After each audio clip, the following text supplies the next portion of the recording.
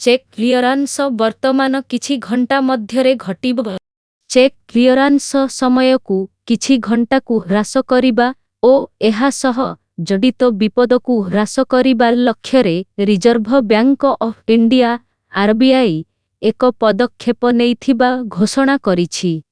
वर्तमान पर्यंत चेक जमा ठारू क्लियरांस ओ भेरिफिकेशन करिबाकू 2 दिन लागुथिला, किंतु नुआ सिस्टम रे जमा हेबार किछि घंटा मध्यरे चेक क्लियरांस हेब।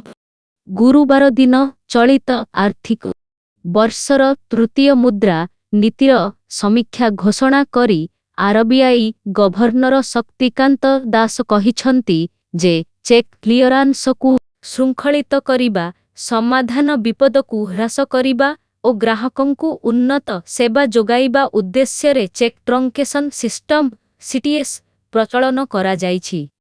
सीटीएस र वर्तमानर प्रक्रिया को परिवर्तन करिबा पाई प्रस्ताव दिया जाइछि। से कहिछंती जे एहा अधीनरे वर्तमानर सीटीएस सिस्टम अधीनरे थिबा अब्याचरे प्रक्रियाकरण करिबा परिवर्ते व्यवसाय समय मध्यरे निरंतर भित्तिरे क्लियरांस पाई व्यवस्था कराजिब।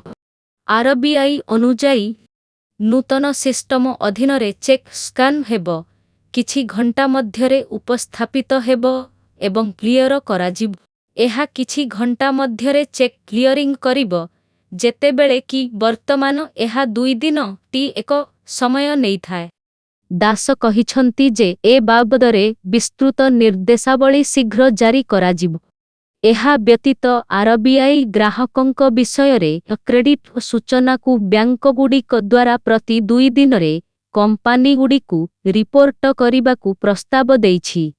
वर्तमान एही रिपोर्ट मासरे थरे दिया जाए।